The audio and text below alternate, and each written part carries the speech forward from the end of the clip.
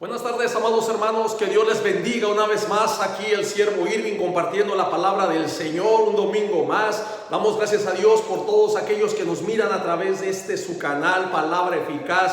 Que sea Dios siempre bendiciendo nuestras vidas. Vamos a orar y siempre hay que encomendarnos a nuestro Señor. Él es el que nos da la guianza, Él es el que nos enseña, nos ilumina la revelación que ya está dada a través de su palabra. Invito a que oremos desde ahí, desde su lugar. Padre Santo, te damos gracias, mi Dios, en este hermoso día, Padre. Yo te ruego, Señor, que seas tú tomando el control de mi mente, mi corazón, mis palabras, que bendigas a toda aquella persona que nos está mirando a través de este canal, que, Señor, seas tú hablándole, Señor, a su corazón y que pueda entender tu palabra, Padre Santo. Tu palabra dice que conoceréis la verdad y la verdad nos hará libres. Te damos la honra y la gloria en el nombre de Jesús. Ayúdanos, Señor. Amén. Amén. Este día quiero compartir el tema que se llama Ya está escrito. Ya está escrito. Y usted se preguntará, un nombre medio difícil en el sentido de el desarrollo en sí de este tema. Pero el Señor ponía esta palabra, ya está escrito, y más adelante les estaré explicando por qué este nombre, ya está escrito. Y yo meditaba en esta frase, y esta frase tiene mucho que decir. Tiene mucho que decir en base a Dios y tiene mucho que decir en base a las personas que leemos y escudriñamos la palabra, porque ahí hay indicación, ahí hay instrucción, ahí hay enseñanza, y como iglesia, como hijos de Dios, tenemos una responsabilidad que nosotros tenemos que atender y que muchas veces como iglesia no estamos cumpliendo. Así como Israel se le concedió ser sacerdocio para el mundo y falló, ahora la iglesia también ha fallado. La iglesia se ha desviado. Dentro del cristianismo ha habido muchas ramas ortodoxas, ramas emocionalistas, que nos vamos por la emoción y descuidamos la verdadera esencia del mensaje de la palabra, de darle la salvación. Claro, el Señor la da, pero a través de su palabra, porque la palabra es de Dios. Y hay una instrucción y muchas veces hemos fallado. Este tema ya está escrito. Meditando esta frase, hermanos, esta frase nos dice dos cosas. Puede decir más, ¿verdad? Pero lo que yo quiero compartir son solamente dos cosas. Número uno, afirma la verdad dicha por Dios. Es una verdad que ya fue dicha. Dios lo dijo a través de sus profetas y se escribió. Es por eso que ya está escrito. Pero antes de que se escribiera, vino de parte de Dios y se dijo de parte de Dios. Ahora sabemos que los profetas son los que escribieron el designio divino. Sabemos que todo lo que Dios ha dicho es verdadero y es confiable.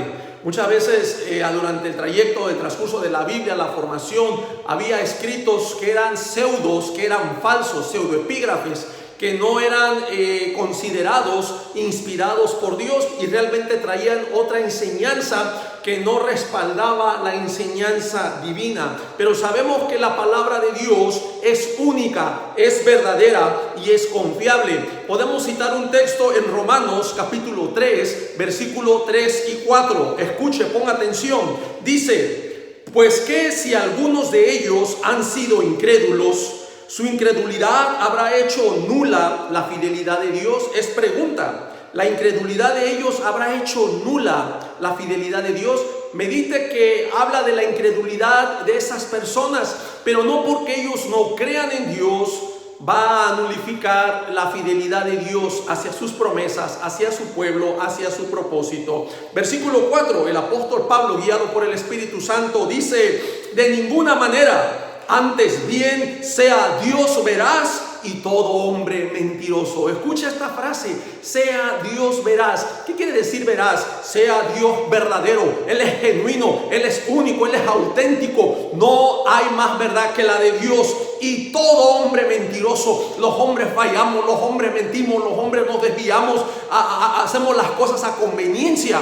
La única verdad que tenemos es la palabra de Dios. Ahora entiendo al profeta, el apóstol Pedro, cuando dijo que tenemos la profecía, la palabra profética más segura, dice, más segura, a la cual hacéis bien en estar atentos. Hablando de la palabra de Dios, es la palabra profética más segura, dice, a la cual hacéis bien en estar atentos, la cual alumbra, dice, como antorcha. O sea, Dios nos ilumina, Dios nos da su luz cuando estamos en medio de un mundo de tinieblas y de oscuridad. La única luz que tenemos es a través de la palabra.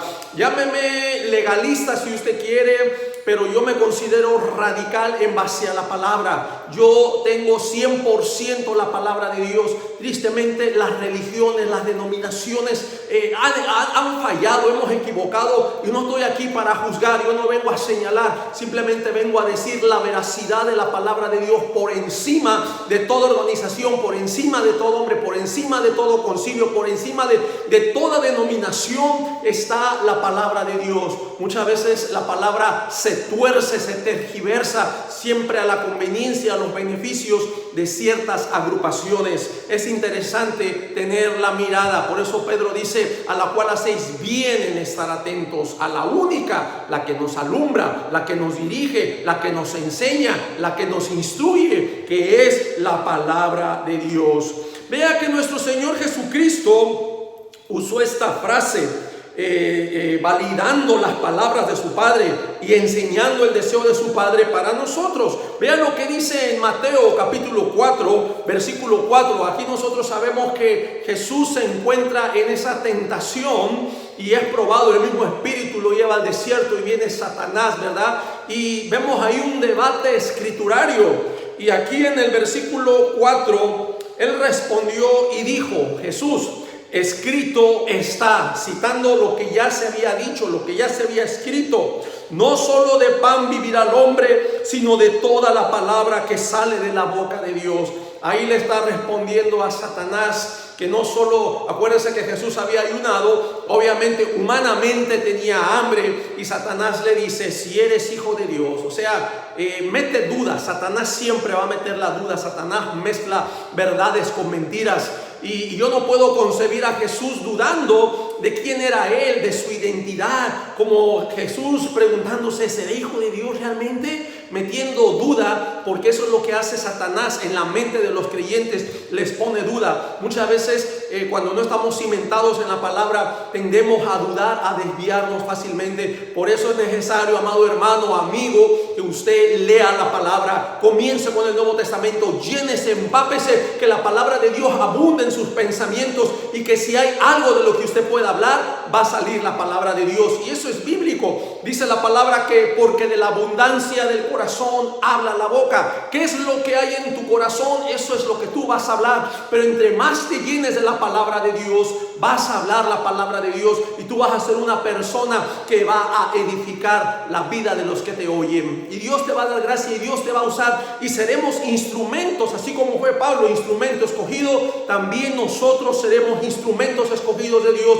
para cumplir su propósito. Mateo 21, versículo 13. Aquí otra vez vuelve a citar Jesús, ¿verdad? Escrito está, mi casa, casa de oración será llamada, mas vosotros la habéis hecho cueva de ladrones. Y aquí encontramos en este pasaje a los cambistas que estaban con sus mesas vendiendo las palomas y haciendo su negocio. Y Jesús cita esta palabra nuevamente, diciendo que esto ya estaba escrito, y estas personas estaban denigrando la esencia de ese lugar, cuando la casa de Dios iba a ser llamada casa de oración. Imagínate el lugar de encuentro donde nosotros nos acercamos a dialogar, a tener una comunicación con Dios, porque dice casa de oración. ¿Qué es la oración? Es ese diálogo, es esa comunicación que tú vas a tener con Dios.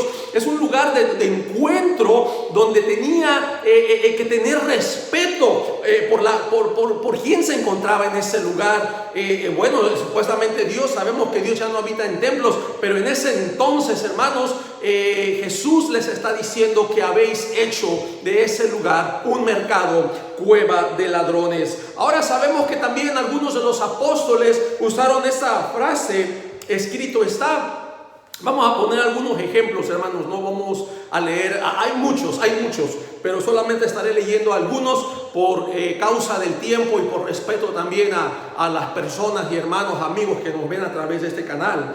El apóstol Pablo y el apóstol Pedro también compartieron esta frase. En Hechos 23, capítulo 23, versículo 5, Pablo dijo, ¿se acuerdan cuando fue llevado y Pablo estaba en su defensa y el sumo sacerdote mandó a que lo abofeteara? Y el apóstol Pablo, no sabiendo quién era, dijo, también Dios te golpeará a ti, pared blanqueada, porque estás aquí para juzgarme y estás quebrantando la ley. Entonces Pablo, cuando le dicen, así le hablas al sumo sacerdote, el apóstol Pablo dijo, no sabía, hermanos, que era el sumo sacerdote. Pues escrito está, vuelve a decir, escrito está, no maldecirás a un príncipe de tu pueblo. Pablo conocía la escritura y cita esta escritura precisamente. Fíjese que aquí nos está dando principios, nos está dando moral, nos está dando una enseñanza. No maldecirás a un príncipe de tu pueblo. Pablo sabía bien, y aunque el sumo sacerdote había hecho mal, porque al llevarlo a un juicio tenía que escucharlo, y antes de tiempo ya lo estaban bofeteando, ya lo estaban como castigando, y es por eso que Pablo dijo, Dios te golpeará, le dice, pared blanqueada. Y Pablo no sabía que era el sumo sacerdote, pero el mismo Pablo cita esta escritura tanto para él, que él ya lo sabía, y como exponerla ante sus hermanos. Vean lo que dice Romanos en el capítulo 12, versículo 19. Sigue el apóstol Pablo citando la escritura. No os venguéis vosotros mismos, amados hermanos, sino dejad lugar a la ira de Dios, porque escrito está, mía es la venganza, yo pagaré, dice el Señor. Y aquí, hermanos, hay una enseñanza muy hermosa. Siempre cuando se cita la escritura, hermanos, se nos viene lo que Dios dijo, lo que Dios desea. No es de nosotros la venganza. El Señor va a pagar, y el Señor lo va a hacer mejor que tú y que yo. Tú te vengas y muchas veces recibes retribución o hay consecuencias, pero cuando el Señor se venga, el Señor te deja libre, no hay repercusión, y es Dios tratando con aquellos que te hicieron mal, es Dios tratando con tus enemigos, es Dios quebrantando. La sabiduría de Dios sobrepasa todo nuestro entendimiento, amado hermano. Claro, hay que tener un nivel de madurez para dejarle esta venganza a Dios. Por eso queremos hacer estas enseñanzas y hablar y meditar en la escritura, porque necesitamos crecer, necesitamos oír palabra de Dios, necesitamos meditar. Dice el Señor, mía es la venganza, yo pagaré. Dice el Señor, no lo dice un hombre, lo está diciendo Dios. Dejar la ira, la venganza al Señor. Él lo va a hacer, y lo va a hacer mejor que tú. Y Dios lo va a hacer con planes. De pronto va a tratar con esta persona a que se vuelva a Él. Claro, Dios sabe y conoce los corazones, quién le va a aceptar, quién le va a rechazar. Y Dios sabe el que no le va a rechazar, al igual que Faraón, pues endurecerá su corazón para perdición. Pero dejémoselo siempre al Señor. Tenemos que aprender, hermanos, tú y yo, a descansar en el Señor. Vean lo que dice Romanos capítulo 14, versículo 11. Porque escrito está, vivo yo, dice el Señor, que ante mí se doblará toda rodilla y toda lengua confesará a Dios. Aquí encontramos esas hermosas palabras de reconocimiento, que Él es el Señor y que ante Él se va a doblar toda rodilla, toda creación se va a doblar ante Él. Y confesará toda lengua, no importa el idioma, no importa el lugar, pero todos confesarán y reconocerán a Jesús como Señor y Salvador. Qué hermosa esta palabra. Eso está escrito y eso también se va a cumplir, tiene un cumplimiento. Sabemos que el Señor vendrá, primero habrá un arrebato, después vendrá el milenio, y nosotros sabremos que el Señor es digno y que toda rodilla se doblará. Vean lo que dijo también el apóstol Pedro en el capítulo 1, primera epístola de Pedro 1:16. Dice el apóstol Pedro, porque escrito está, Sed santos porque yo soy santo. Aquí el apóstol Pedro está citando una porción de la escritura del Antiguo Testamento donde el Señor está diciendo: sed santos porque yo soy santo. Y muchas veces Dios le hablaba a Moisés y decía: ve y dile al pueblo que se santifique porque mañana descenderé yo. Bajaba la nube. Y nosotros entendemos que Dios nos demanda esta santidad. La palabra de Dios dice que sin esta santidad nadie verá al Señor. Hay muchas cosas que como cristianos necesitamos, hermanos, entender. Necesitamos el temor de Dios. El temor de Dios nos va a hacer apartarnos del pecado. Necesitamos su santidad porque a través de ella nos relacionamos con Dios. Claro que el Espíritu Santo es quien nos santifica, pero también hay una parte de responsabilidad nuestra en la cual nosotros debemos permanecer santos. Porque ¿de qué sirve que el Espíritu Santo te santifique y tú vuelves a correr al pecado, vuelves a la fornicación, vuelves al adulterio, vuelves a la mentira, vuelves a la drogadicción, vuelves a pecar y a hacer lo malo, te ensucias y te contaminas, hermano? Y necesitamos permanecer santos, y esta santidad es algo interno. No es, claro, la palabra de Dios también nos ilustra como vuestras ropas, ¿verdad? Que no sean contaminadas, pero es más que nada la parte espiritual, la parte de tener una conciencia limpia. Hablando de nuestra conciencia, no tener ese remordimiento que hemos pecado, venimos sucios delante de Dios. Necesitamos, hermanos, tener esta santidad que es interna. Comienza a nosotros el mantenernos santos, el mantener esta relación con nuestro Dios. Esta frase, hermanos, número 2, la primera dijimos que afirma la verdad dicha por Dios. Ya está escrito. Esta frase también asegura, hermanos, escuche bien este punto, asegura el cumplimiento de los acontecimientos dichos por Dios. Dios ya lo dijo, viene el cumplimiento, se da esos acontecimientos dichos por Dios, y también lo que falta por cumplirse en un futuro no muy lejano. Hay cosas que a través de la palabra ya se han cumplido, pero también hay parte de la palabra que está por cumplirse. Nosotros sabemos que toda la vida de Jesucristo ya estaba escrita. Jesús vino a cumplirlo. Jesús mismo dijo que Él no ha venido a abrogar a los profetas, sino más bien ha venido a cumplir la ley de Dios, ya que no hubo hombre que cumpliera la ley de Dios en base a los mandamientos, en base a lo que se había dicho. Por eso Santiago escribe que si alguno pecaba en un punto se hacía culpable de todos, y realmente no había persona que pudiera cumplir con exactitud al 100% la ley de Dios, solo Jesucristo. Y también se había dicho todo lo que le rodeaba. Por ejemplo, cuando Jesús fue a la cruz, fue llevado al madero, cuando los soldados echaron suerte sobre sus ropas, eso también ya estaba escrito. Y lo que había dicho Isaías 53, que Él no abriría su boca entre sus trasquiladores, todo eso el Señor lo cumplió. Todo eso ya estaba escrito en la vida de Jesucristo. Hay cosas que ya se habían cumplido, pero también hay profecía que todavía falta por cumplirse. Es muy interesante, hermano, que también nuestro Señor Jesucristo hace énfasis en, por ejemplo, Mateo en el capítulo 5, versículo 18. Jesús dijo: porque de cierto os digo que hasta que pasen el cielo y la tierra, ni una jota ni una tilde pasará de la ley hasta que todo se haya cumplido. Vea qué interesante, ¿verdad? Algunas versiones dicen: mientras exista el cielo y la tierra, o sea, ni una jota ni una tilde no quedará sin su cumplimiento. Todo se va a cumplir, todo lo que está escrito. No debemos dudar, la palabra es dicha por Dios, y Dios es verdadero, es confiable, sea Dios veraz y todo hombre mentiroso. Debemos de creerle a la palabra del Señor, hermanos, y debemos meditarla. Yo te voy a decir, iglesia, hermano, cuando tú tienes el Espíritu Santo y tú tienes un conocimiento de la palabra, no es que te estés llenando solo de conocimiento, no malentiendas esto.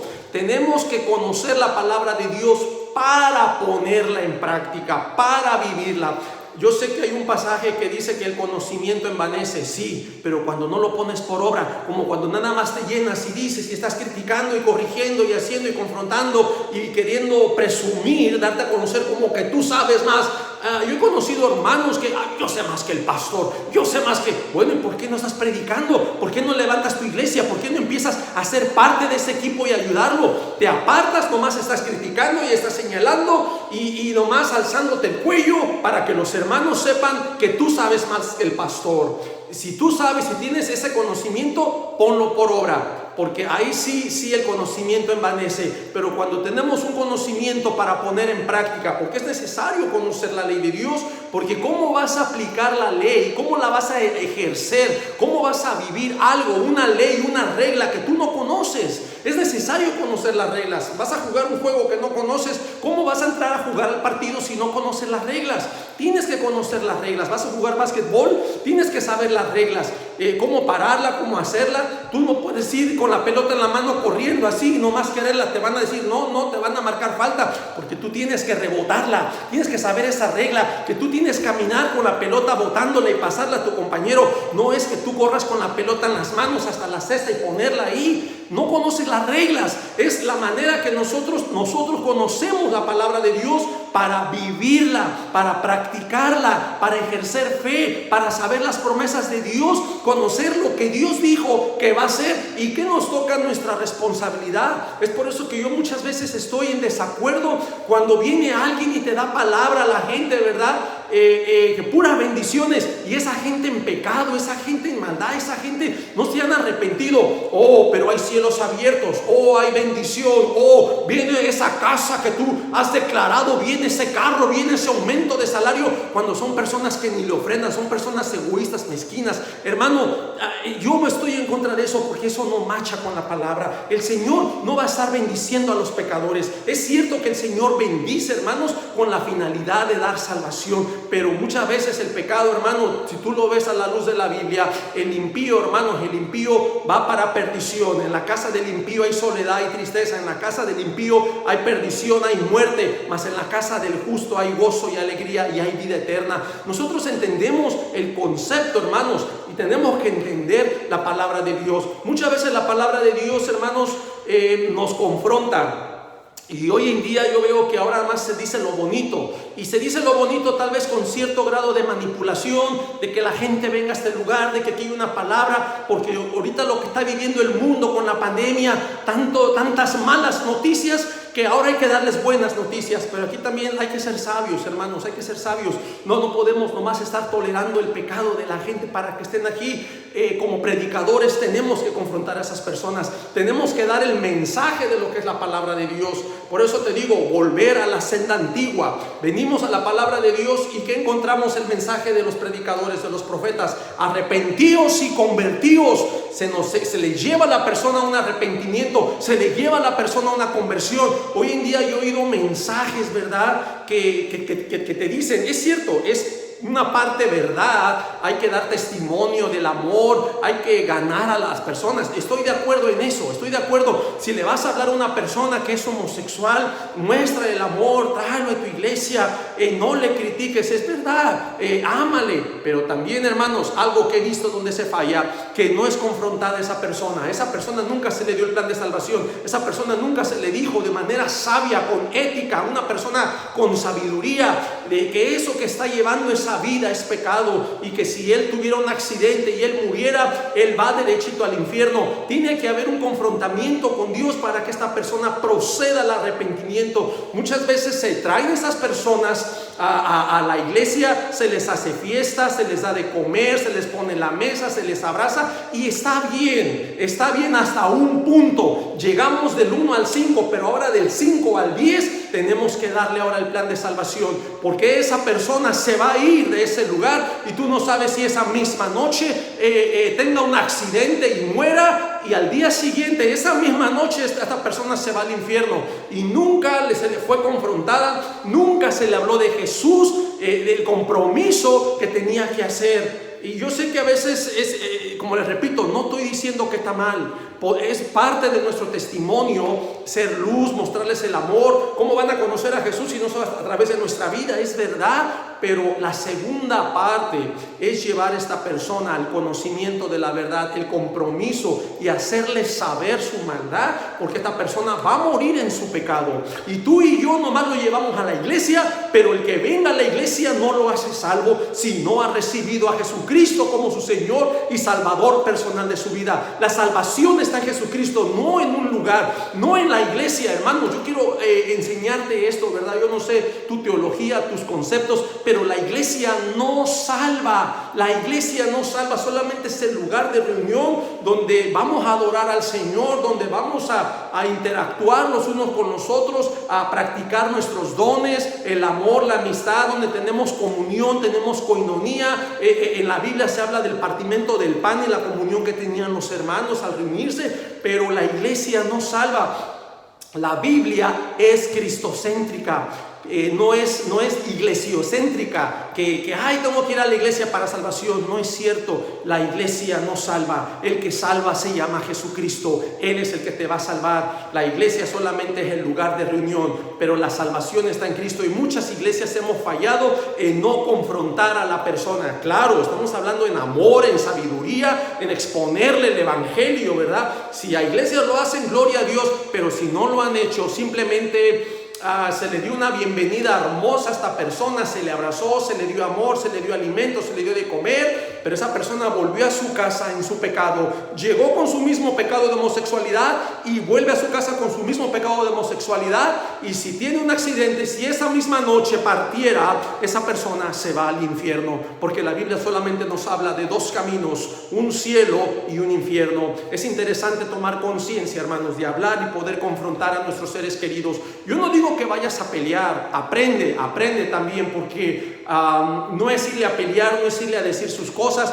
No, mira que tú eres esto y que te vas a ir al infierno, maricón. No, tampoco vamos a tomar una actitud prepotente, humillando a esta persona. Repito, se necesita sabiduría, que Dios nos ayude a hablar de esas personas. Por eso yo te pido que te prepares en oración. Antes de ir a evangelizar, tú tienes que orar. No nomás voy a salir a ver qué pasa, no. Ora, encomiéndate al Señor, que el Señor sea también poniéndote las personas que van que esa palabra el Señor la respalde. La fe es por el oír con la fe, que esa palabra caiga en buena tierra y que esas personas puedan reconocer a Jesucristo, puedan venir al arrepentimiento y puedan convertirse, hermanos. Es muy interesante, hermanos, que ahora en esta segunda parte asegura el cumplimiento. Ya miramos lo que Jesús dijo. En Isaías 55:11, el profeta dice, guiado por el Espíritu Santo: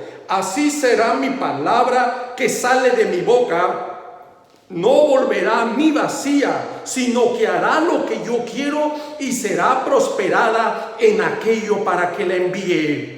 La versión nueva, la versión internacional dice: mi palabra hará lo que yo deseo y cumplirá con mis propósitos. Cuando Dios dice algo, esto Dios ya lo sabe y eso Dios se va a hacer. Aquí quiero marcar una diferencia, hermanos, con mucho amor y cariño, ¿verdad? Tal vez voy a tocar ciertos tópicos. No voy a entrar en el tema, pero esto nos tiene que ubicar. Es Dios quien dice la palabra y es Dios quien se ejecuta esa palabra. Es Dios. Dios en el Génesis dijo: hágase la luz, y se hizo la luz. Dios da la palabra y su palabra es creadora, porque Dios tiene poder. Y tristemente hoy en día, ¿verdad? Hay una mala teología, una falsa, déjeme decirlo, que nuestras palabras tienen poder. Nosotros no somos dioses, hermanos. Yo he meditado, yo invito a que mediten la palabra. Nuestras palabras, el único poder que yo veo que tienen es solamente de hacer sentir bien a una persona cuando le damos ánimo, o de hacerla sentir mal cuando la humillamos, porque es claro que sí, yo puedo hacer sentir mal a mi esposa, a mi hija, irle y decir: te levantas tarde, eres esto, eres el otro, y ponerle una carga en ella y hacerla sentir mal. Claro que nuestras palabras en ese punto tienen un poder de hacer sentir bien mal a una persona o de hacerla sentir bien, pero no tienen un poder creativo. Es lo que quiero que entendamos. Nuestra palabra no tiene un poder creativo, y muchas veces se han dado tantas enseñanzas de confesiones y realmente tenemos que volver a la Biblia. No encontramos en el Nuevo Testamento esas prácticas, confesiones positivas. Lo que yo encuentro son ruegos, son súplicas. Señor, haz tu voluntad. Son cosas que nosotros tenemos que entender, que ahora hay un decreto, hay una declaración, hay una orden a Dios, y como que ahora Él es el genio, ¿verdad? Él es el genio y Él tiene que concederlo, Él tiene que hacerlo, porque Él está listo para atendernos. Y no es así, hermanos. Hemos invertido los papeles. Nosotros no somos señores, nosotros somos siervos.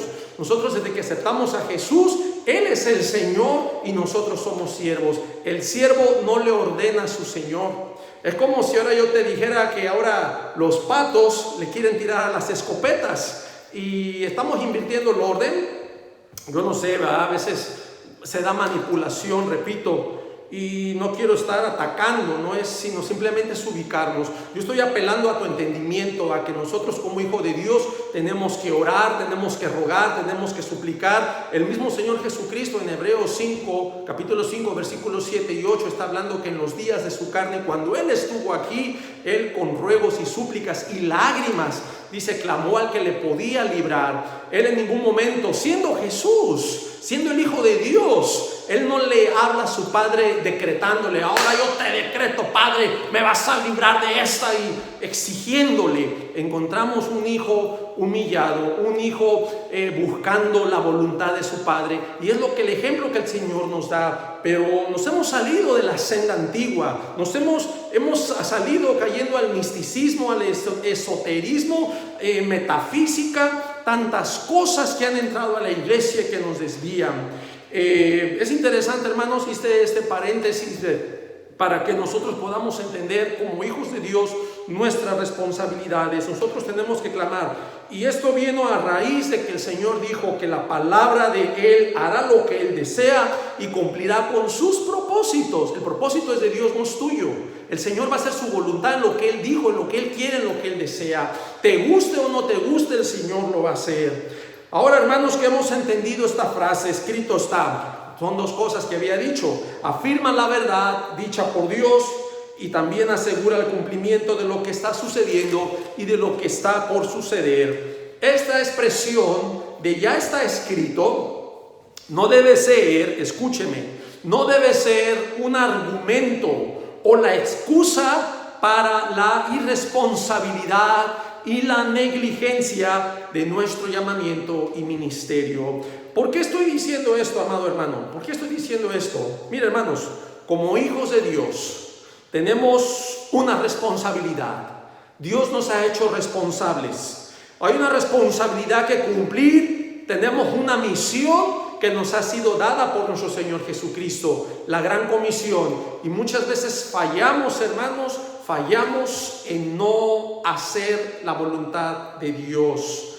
Estamos viviendo tiempos difíciles, hermanos, en esta fecha, y muchas veces nos hemos dejado amedrentar por todo lo que pasa. Todo lo que el mundo sucede afecta la vida del cristiano, pero estamos viendo, hermanos, un rápido incremento del pecado y de maldad contra los hijos, contra los no nacidos, leyes que quieren poner para matar desde el vientre al bebé. Hay leyes contra la familia en general, contra los derechos humanos, en contra de nuestros principios y valores. Hay muchas leyes que para este año están por venir. Al video pasado hablaba de una propuesta en el cual el Partido Demócrata, ¿verdad? Ya lo confirmé más.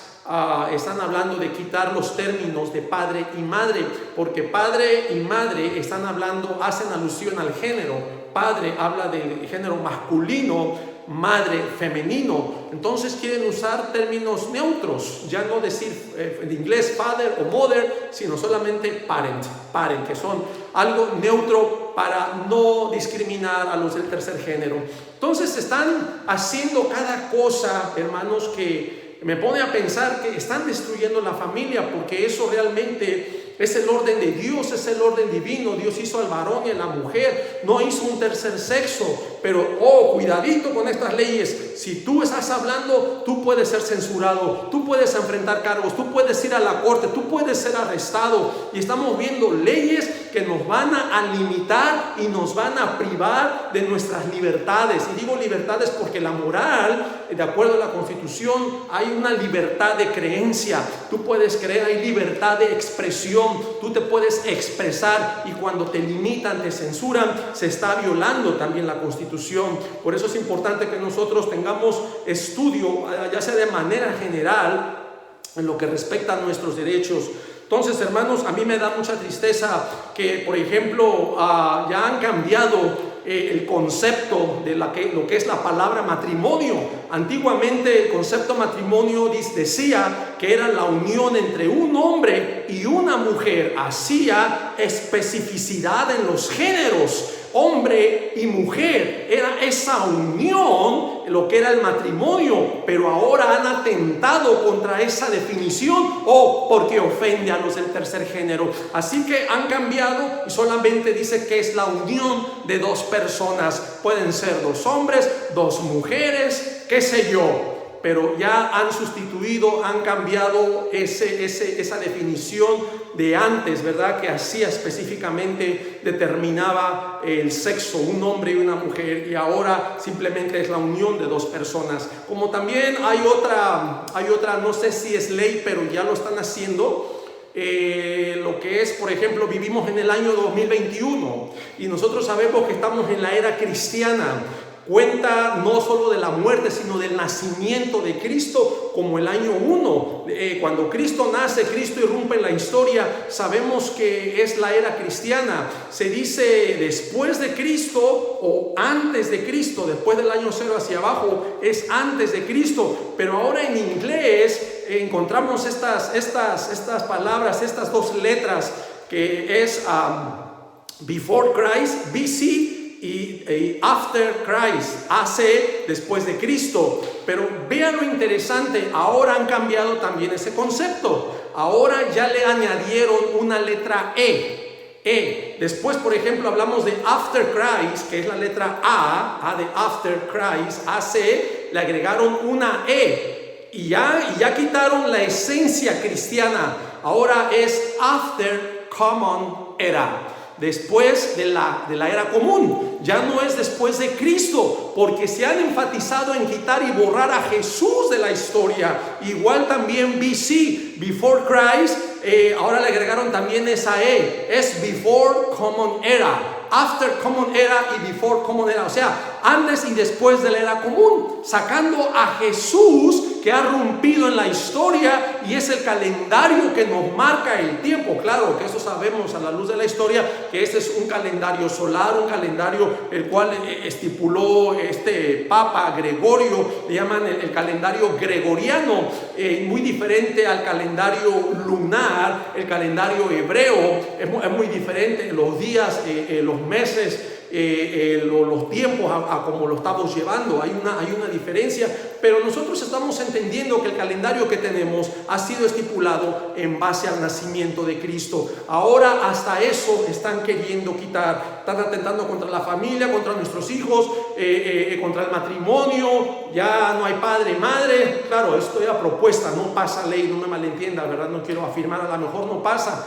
Primero Dios no pase esa propuesta, pero si pasa nos van a limitar, y cuidadito que haya en un lugar, en un restaurante, ¿verdad? Haya personas del tercer género y tú digas, no, es que le hablé a mi padre y te volteen a ver y al rato le llamen a la policía, esta persona me ofendió, discriminó, la ley dice que no podemos usar esa palabra padre y esta persona lo está usando y al rato tengas que enfrentar cargos y nos van a privar de nuestras libertades. Va a ser muy triste, hermanos, los tiempos que estaremos enfrentando, pero también esto ya estaba escrito. Dijo el apóstol Pablo que en los últimos tiempos serían tiempos peligrosos. La iglesia está viviendo tiempos peligrosos y tenemos que tener una actitud propia y correcta de varones esforzados, de varones comprometidos con Dios, de orar, de no dejar, hermanos. Mira, yo te voy a decir algo, lo poquito que he investigado.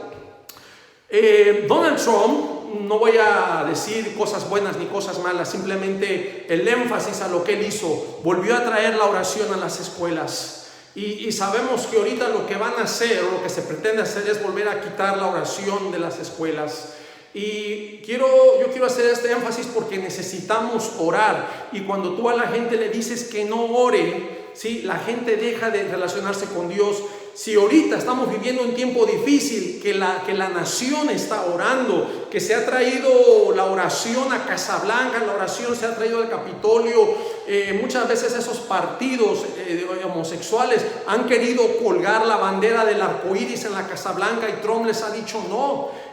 Hablo del concepto moral, no estoy metiendo la mano por ningún hombre, no me malentienda, ¿verdad? No quiero hacer énfasis ahorita todo lo que se ha hecho con él, lo que se ha dicho, que independientemente solamente quiero tomar las cosas buenas, lo que está y lo que se va a quitar, porque se presume quitar, que todo lo que él implementó ahora va a ser reversible. Ahora vamos a encontrar un tiempo difícil, un tiempo de persecución, un tiempo donde no habrá una expresión fácil, no habrá esa libertad. De pronto hasta nuestra oración va a ser marginada, va a ser limitada. Y cuidadito ores en la calle, cuidadito ores en la escuela, cuidadito ores en un lugar público, cuidadito ores en una librería, cuidadito, porque vas a ser detenido, vas a ser cuestionado, vas a ser penalizado, se van a venir unas leyes, hermanos, tan tremendas. Pero te repito, escrito está, y nosotros como hijos de Dios no debemos bajar la guardia. Necesitamos orar, necesitamos clamar a Dios, necesitamos cada día vivir en santidad, que Dios escuche nuestras súplicas, nuestros ruegos, nuestra oración. Debemos, hermanos, seguir insistiendo. Yo te invito a que ores con todo tu corazón, que vivas en la integridad que Dios quiere, porque la palabra de Dios es promesa para nosotros. Dice que aun cuando nuestra vida es agradable a Dios, cuando el andar, el caminar del hombre es agradable a Dios, es un proverbio, Él hace estar en paz a nuestros enemigos. O sea, que Dios nos libra de estos ataques. Dios, hermano, yo creo que hay un cerco de Dios para cada hijo obediente. Encontramos en Job, este libro no está escrito de pura onda, de oquis. Este libro tiene una enseñanza tremenda, un testimonio que aún Satanás reconoce. Es más, ni Satanás se metía con Job. No se metía con él porque Job era un hombre recto, un hombre íntegro, un hombre apartado del mal, temeroso de Dios. Era un hombre que vivía en integridad, era varón justo, dice, varón recto. Y yo creo que esto es como la iglesia en estos tiempos. Tenemos que seguir viviendo en rectitud, en justicia, en integridad, en santidad. El temor de Jehová, el principio de toda sabiduría es temor de Jehová, y el temor de Jehová es apartarnos de todo mal, de todo pecado. Es importante que estos valores deben acompañar a la vida del creyente. No solo decir vivir por fe. O sea, a veces enfocamos fe como creer en Cristo, pero yo sigo viviendo como quiero. No vivo en santidad, no vivo en oración, no vivo en rectitud, no vivo en justicia, sigo mintiendo, me sigo acostando con mi novia, uso drogas, me emborracho, está permitida por ley la marihuana, me echo mi toquecito. Pero yo creo en Jesucristo. Creo que nos faltan un poquito más de valores. Y muchas veces como creyentes no tenemos el respaldo de Dios. No hay un respaldo divino en nuestras vidas. Aunque nos decimos creyentes, solamente es aquí mentalmente. Tenemos el concepto de Cristo, pero nuestra vida está lejos de vivir en obediencia al Señor. Yo te invito que medites esta enseñanza, que rectifiques tu vida y que te preguntes si Dios te respalda, si Dios está contigo. Tú me podrás decir sí, porque a veces queremos mostrar fe, o por fe decimos que sí, Dios, tú di por fe, pero muchas veces Dios no está y nos engañamos.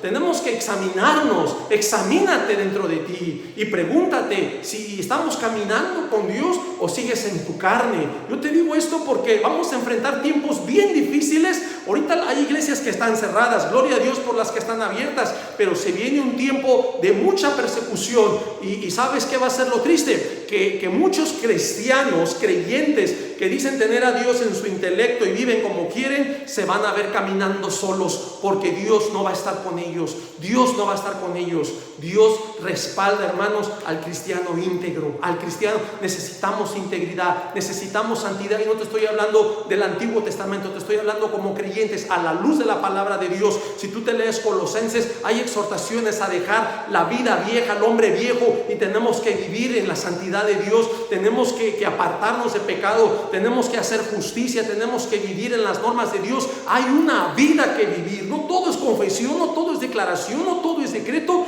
y solamente pensamos que con la pura boca. Y Jesús dijo: este pueblo de labios, solamente de la boca me está honrando, pero su corazón está lejos de mí, su vida no me obedece. Me decéis Señor, Señor, y no hacéis lo que yo os digo. Y la iglesia está así hoy en nuestros días. Que Dios nos ayude, amados hermanos. Yo te dejo que medites esta palabra y vamos a continuar una segunda parte de este estudio. Ya está escrito cosas que están por suceder, cosas que están por venir, y que nosotros como iglesia tenemos que prepararnos para poder resistir. Lucas 21 dice que seamos tenidos dignos de escapar de las cosas que están por venir. Aleluya. Que Dios te bendiga, amado hermano. Hasta la próxima. Amén. Amén.